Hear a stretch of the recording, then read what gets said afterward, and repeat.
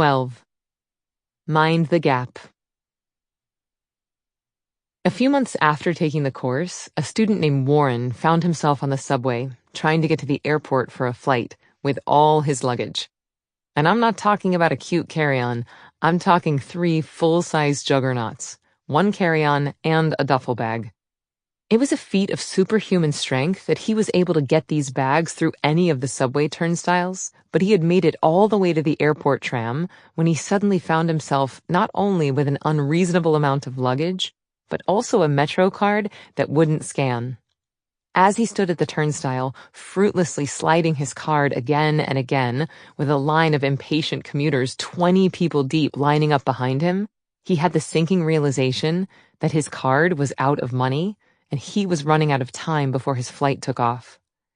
The only way to refill the card was to get to the Metro card machines at the other end of the station, which would require dragging his suitcases while cutting across a line of 10 turnstiles, each with its own line of people trying to swipe through. In short, this was a travel nightmare.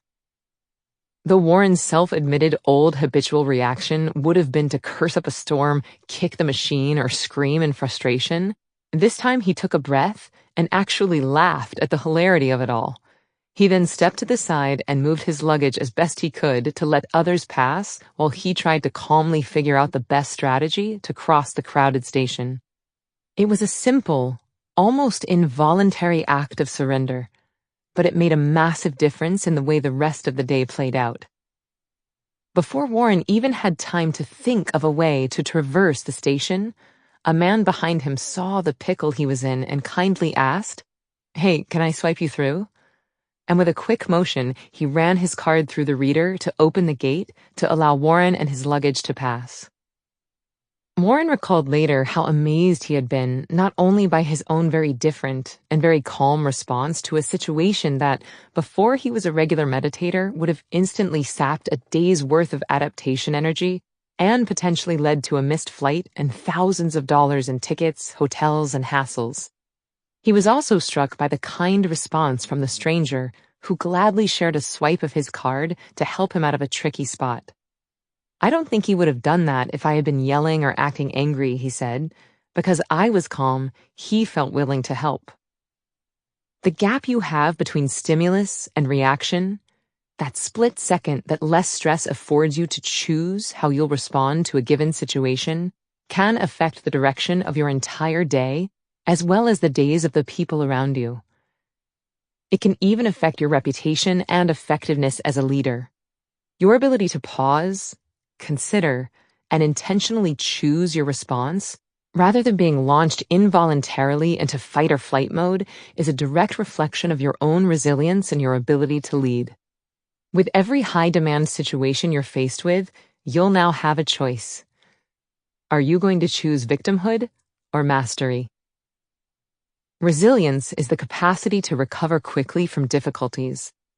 The more resilient you are, the more freedom you have to choose how you want to respond to the hand you're dealt. Martyr or master? Does the martyr role come easily for you? I don't mean to blame or shame anyone with that question. If so, here's some good news. You can only be a martyr if you're dealing with limited resources. And now that you're going to have a twice-daily practice of tapping into the very source of energy, you'll no longer have limited resources. When we feel like a martyr or get stressed, we're not choosing to launch into fight or flight. It's an involuntary body reaction that we inherited from many millennia spent fighting tigers. Now that most of our demands are things other than predatory attacks, and we're cultivating the daily habit of stressing less and tapping the source of creativity, we're earning the freedom to choose how we respond to demands. I'm not suggesting you'll never get stressed. Sometimes that's the most appropriate reaction and could keep you alive. Remember, it's not bad for you to get stressed, but it's terrible for you to stay stressed. What's going to change after a few months of regular practice is you'll start to have the power to choose how you want to respond to demands. Is fight or flight actually relevant in a scenario? Or would you rather step into the new now and interact with your circumstances in a different manner? This is where the daily discipline comes into play as you commit to managing your stress instead of letting it manage you. When you move through the 3 M's twice a day, you're training yourself to access your right brain's intuition and present moment awareness as the default. As you strengthen this side of your brain to bring it more in line with the development of your left brain, you'll likely find yourself responding to high-demand situations in a far calmer and more deliberate way. The reason is quite simple. When you have the ability to be truly present in each moment during situations that are particularly high demand, then you can more easily see the most relevant action to take now. And now. And now. Your mind is not already racing 8 steps ahead to one of 5 different potential outcomes, nor is it consumed by what it should have done differently leading up to this moment of panic. You simply recognize the situation for what it is, surrender your illusion of control, and look for the next best step to take to resolve it. There is a time and a place for strategic thinking, of course, but only after the immediate circumstances have been evaluated and your body's fight or flight mechanism either engaged or shut down. This is the way we avoid a dozen tiny victimhoods each day, where we blame other people and blame circumstances rather than choosing to take responsibility and strengthen our resiliency. Consider this scenario. You're driving to work and someone tries to cut you off, which makes your stress hormones start pumping. You have a couple of options. You can take a moment, a breath, a gap, and recognize that you are not in actual mortal peril at this moment. This leads you to turn off your automatically triggered fight or flight response and simply allow that car to pass you by. Or you can honk your horn, flip off the other driver, which leads to their own fight or flight response getting activated so that they speed up, get right on your tail, and tap your bumper. You manage to swerve and get way ahead of them, but in gunning it, you miss the fact that you're flying past a cop at 55 miles per hour in a 35 miles per hour zone. And the next thing you know, the original guy speeds past you, laughing and pointing as you're pulled over on the side of the road getting a ticket. How much did that one, seemingly small, moment cost you, either in time, repairs, court fees, or sheer embarrassment? Was reacting with a stress-based response by flipping off that person really worth it in the long run? And even if you don't end up with a dented bumper or points on your license, did giving that person the bird really solve anything? In retrospect, would you have been better served by keeping both hands on the wheel, your eyes on the road, and your mind attuned to the speed traps ahead? Or, better yet, simply enjoying the interesting podcast playing on your car stereo? Here's the thing. We all know how we should act. Eat more vegetables, exercise every day, go to bed before midnight, and call your mom more often. It's not that hard. Yet most of us aren't doing it. Why? Because we don't act in accordance with what we know, we act in accordance with the baseline level of stress in our nervous systems. I'm not telling you anything new, nor do I have any interest in telling you how to act. I am simply encouraging you to develop a daily discipline to help you act more in accordance with what you already know to be true. That's what meditation does. It rids you of the stress that clouds your mind and taxes your body. It allows you easier access to the ideal self that already exists within you. Remember, meditation is like a hardware upgrade for your brain so that you can run whatever software you already have in place. Christianity, Judaism, Islam, Buddhism, Hinduism can all run more effectively on an optimized brain machine. No wonder meditation is practiced by so many of the top achievers across so many different industries and faiths. The natural leader. Think for a minute about the worst boss with whom you've ever worked. Now think about the best. Chances are, no matter what your field, the differences came down to the level of mastery that person had over himself or herself. A leader who is chronically stressed, unpredictable, disorganized, unmotivated, uninspired, and uninspiring flies off the handle, blames other people, or just seems like a loose cannon is someone who probably lets circumstances dictate their performance and is not actually a leader at all, no matter what their job title. On the other hand, a leader who is calm, self-possessed, maintains composure under pressure, thinks clearly even when demands are pressing, has keen instincts, and seems to have a healthy relationship with stress, is someone whom you trust to have your back and to act with the best interest of the team in mind. Which kind of person do other people want to follow, hire, partner with, collaborate with, elect, or marry? More important, which kind of person do you want to be? In the documentary Jim and Andy, about Jim Carrey's immersive work to play comedian Andy Kaufman in the film Man on the Moon, Carrey talked about his early days as a stand-up comedian. He initially tried to do a routine that involved a lot of give and take with the audience, and he found himself bombing night after night.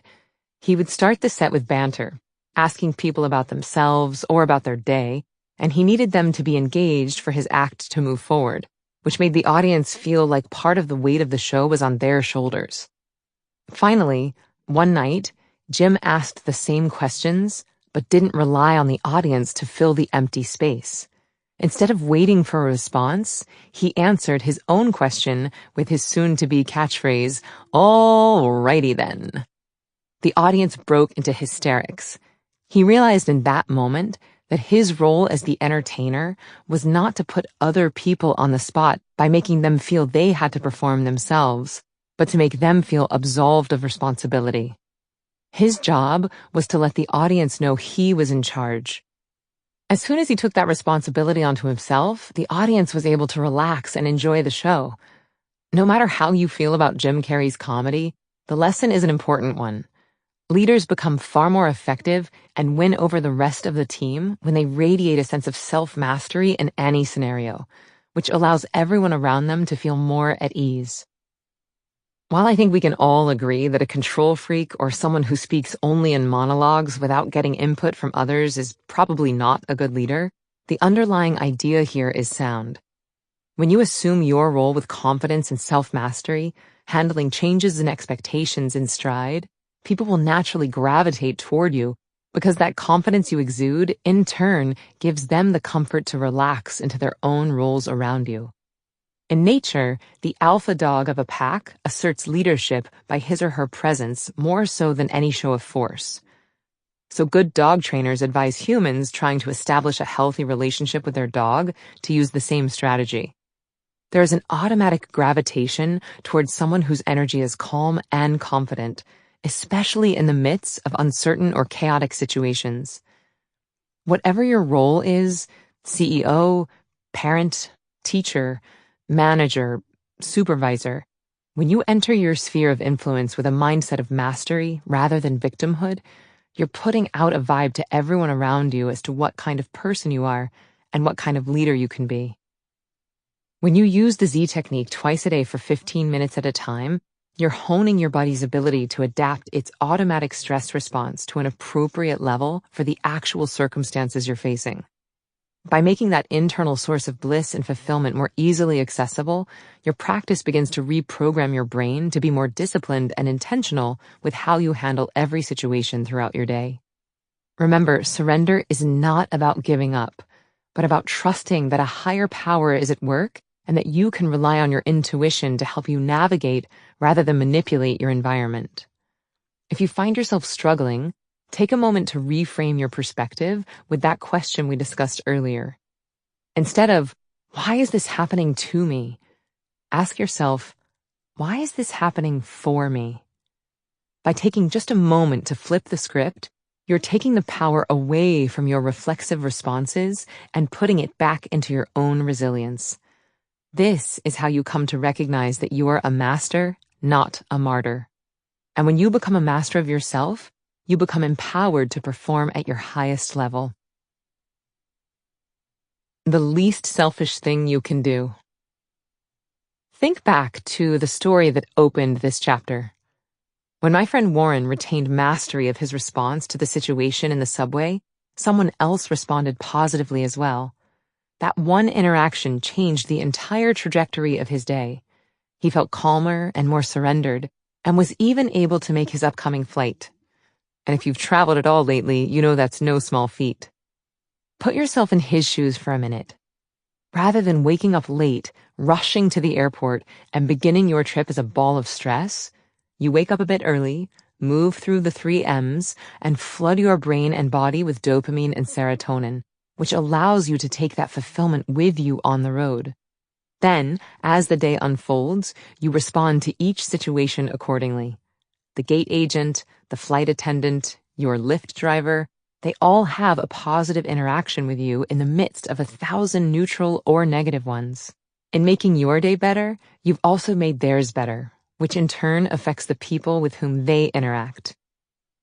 Now think about how that positive impact compounds when you have these kinds of positive interactions day after day with the same people. When your children get the best version of you, the calm, patient you who listens and responds with intentionality rather than losing patience. They carry those feelings of security and affirmation with them to school, where they bring their best selves to the classroom and affect their teachers, who bring those good feelings home to their own family.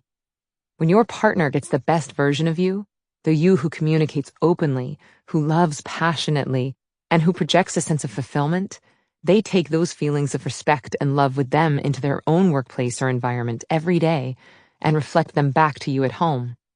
When your coworkers or employees or boss all get the best version of you in the workplace, the you who is innovative and creative and undaunted by challenges, they take those feelings of enthusiasm and energy about the project back to their own office or workspace, and together you motivate your team to accomplish more, which excites and inspires your customers and clients. You stand at the center of your own sphere of influence. It's up to you what kind of energy you want to radiate outward. Yes, you get to personally enjoy the bliss and fulfillment of your own self-mastery, but you may also come to find there's a giver's high you experience as the bliss passes from person to person to person down the line.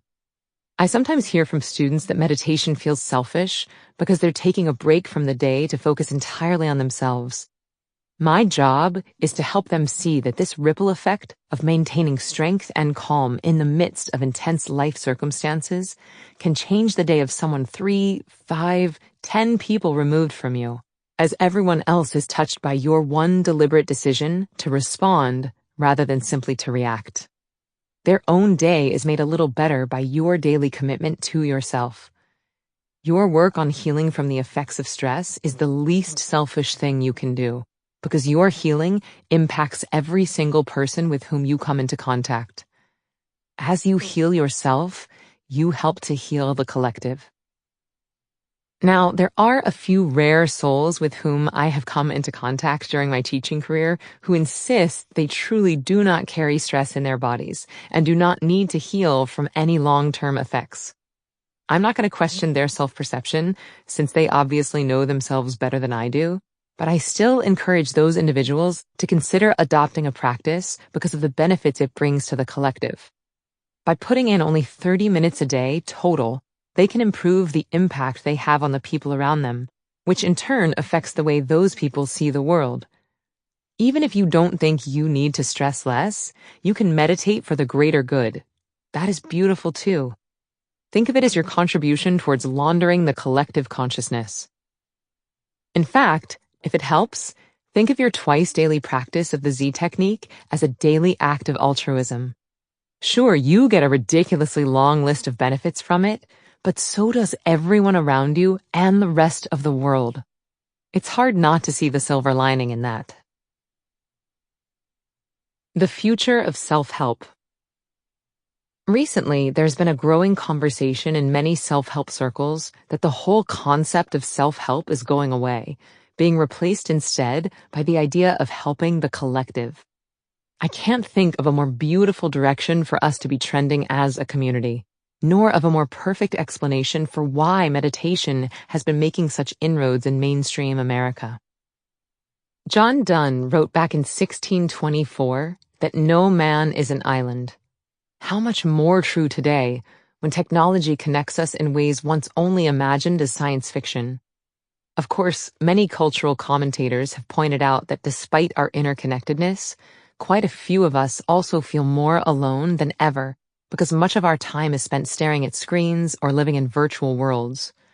What a paradox. We are alone together, and we are together in our loneliness. But no matter how connected or disconnected you feel from the rest of the world, we are still a we.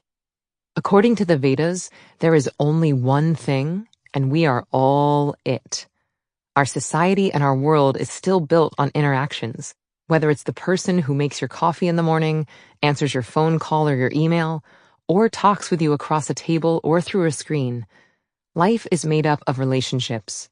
Some are macro relationships, which we have with our loved ones, our coworkers, our clients, or our students. Others are micro relationships, which last only a moment or two, but can happen hundreds of times each day. The you bring to each of these interactions has the tremendous potential to color everything around you. A better you equals a better us. When you help yourself become stronger, calmer, healthier, and more intentional, you're literally helping the collective become better. When you choose to mind the gap between reflex and action, you're ending the destructive cycle of stress, and not just for that moment, but for the unquantifiable ripple effect that will follow. And that ripple effect may not be contained simply to this lifetime or this generation either. Geneticists are starting to understand that stress and trauma can be passed down intergenerationally through epigenetic changes to the DNA. So as you heal yourself, you're not only helping to heal those around you, but potentially ending cycles of trauma that have been passed down from one generation to the next. Talk about the opposite of a waste of time. Self-help is social help. You are not improving in a vacuum. Your decreased stress, improved performance, enhanced intuition and innovation, and heightened sense of mastery and fulfillment are necessarily going to have spillover effects into every area of your life and the relationships that exist there. Think of it as collateral benefits of your own quest for self-improvement.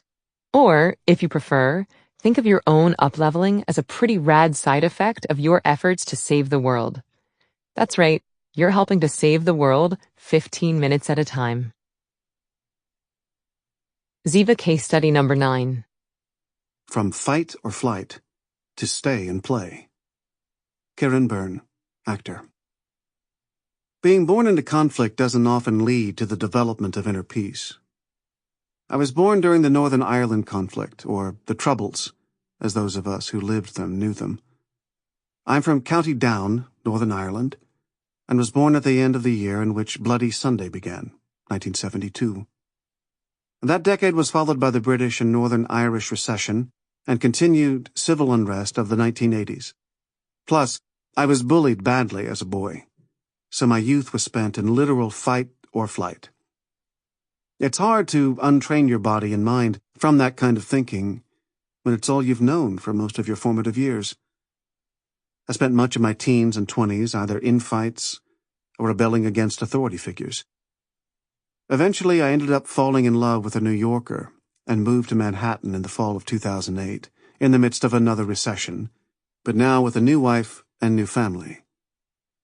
I really loved acting. However, the economy being what it was, the opportunities to practice my art were few and far between. I had trained as a third-generation plasterer in Northern Ireland, so I began working as a drywaller to provide for my wife and daughters. I felt weighed down by years spent living in conflict.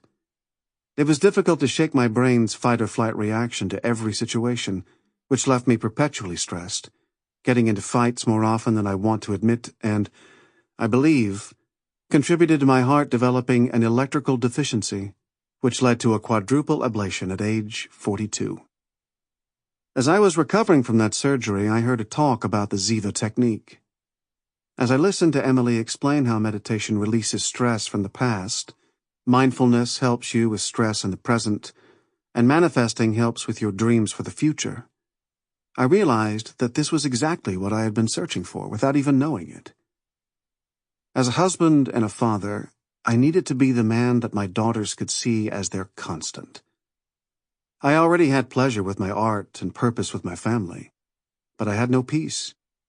When faced with high-demand situations, my default was to fight. This was not the example I wanted to set. Ziva has helped me find my way to be the man I need to be for my wife and my girls. To peace. To my best life. And to the future. I am a better and more fulfilled husband, father, and artist today for 2 reasons. First, I work hard at being the husband, father, and artist I want to be. And secondly, I meditate twice daily, which is what I believe gives me the ability to do that work. Northern Ireland has now found its peace, for the most part. And thanks to Ziva, a son of Northern Ireland, has finally found himself on a path to peace.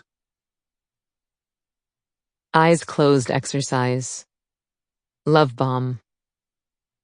Take a moment to get settled with your back supported, head free, eyes closed. Now start with the 2x breath, doubling the length of the exhale from the inhale. So inhaling for the count of 2 and exhaling for the count of 4. As you start to build on this practice, you could actually inhale for 3 and exhale for 6. Do this for 4 breath cycles. Start the love bomb by imagining that someone you love very much is sitting about 3 feet in front of you. Don't worry too much about choosing the right person. Usually the first person who comes to mind is the most powerful.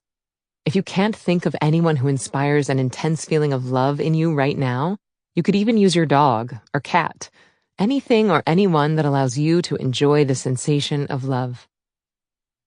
Take a moment to imagine their face. What do their eyes look like? What does their hair look like? What are they wearing? And how does the simple fact that you're connecting change them? Are they present with you? Do they want to be seen? Are they shy? Are they hiding? As you notice this person across from you, this person whom you love so much and who has brought joy to your life, allow the sensation of love to start to permeate and radiate through your entire body on the next inhale. Allow this person to wake up a feeling of love inside of you. Enjoy this wave of love and oxytocin washing through your body, and as you inhale, supercharging this feeling of love inside of you.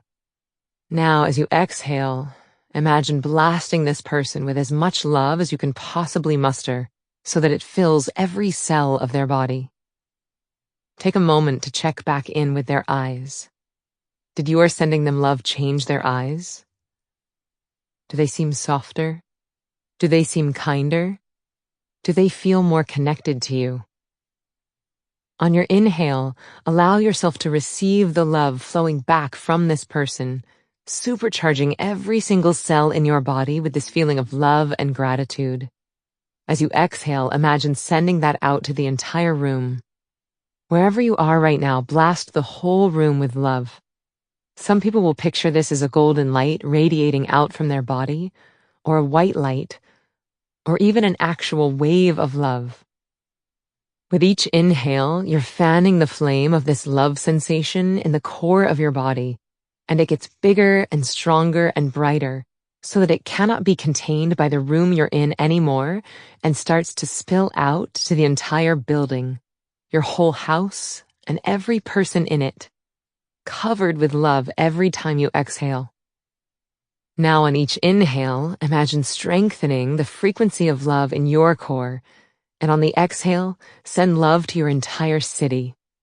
Every person, place, and thing.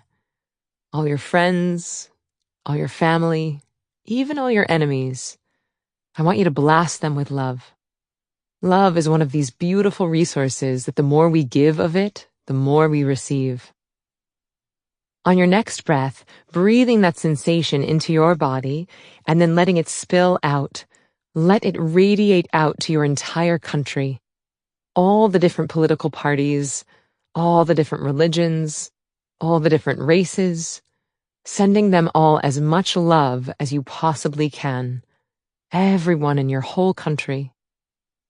If you seem to be losing that sensation of love internally, come back to that one person whom you love very much and imagine seeing their face as they sit a few feet from you, and let that rekindle the sensation of love internally. Now imagine wrapping the entire planet with this beautiful feeling of love. This might sound a little cheesy or hippy-dippy, but really truly, the only antidote to fear is love. You cannot fight fear with fear. We can only do that with love. So as we inhale, we supercharge every cell in our body with love, and then we blast that out to the entire planet Earth, letting it create a space of unity and connection. Imagine that, for just a moment, someone you know or someone you love, or even a stranger, can actually feel this love that you're sending, that you're allowing to navigate the globe. Maybe someone's feeling a little down or all alone. Maybe now they start to smile or somehow feel less alone. On your next breath, breathing in and feeling the sensation of love in every single cell in your body, from the top of your head to the bottom of your toes. Send that love to the entire universe as you exhale. Beyond the solar system, beyond the galaxies, beyond the clusters of galaxies, and out into the entirety of all that is, allowing your imagination to expand as far as it can conceive. Reminding yourself that you are a part of the universe, and the universe is a part of you. According to the Vedas, there's only one thing, and we're all it. Think about that for a moment. There's only one thing, and we're all it. This means the exact same matter and energy that makes up every star in every galaxy in the entire universe is the exact same matter and energy that makes up every cell in your body. So take a moment to surrender into that sense of expansiveness and connectedness, and know that as you blast the entire universe with love, it's simultaneously sending it back to you. Now, from this space of expansiveness, surrender, and connectedness, start to bring your awareness back into your whole body. Allow yourself to undulate between an awareness of the whole body and the whole universe, playing with the simultaneity of individuality and totality, of left brain and right brain, of body and universe, imagining for a moment that you are one wave on a giant ocean of consciousness. The wave is a part of the ocean, and the ocean is a part of the wave. Set your intention to take this feeling with you throughout the rest of the day.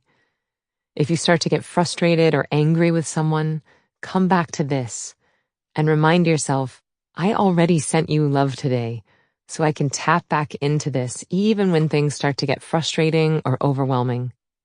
Taking a delicious deep inhale, wake up your body, move your hands, move your feet, and in your own time, start to slowly, gently open your eyes. It's kind of fun, right? Blasting the whole planet with love. I find that it really helps in situations of conflict. If I start to get angry with a taxi driver or someone behind the counter, I remember, you know what? I already sent this person love today. They actually are a part of me, and I am a part of them. It's a nice way to come back to a sense of connection.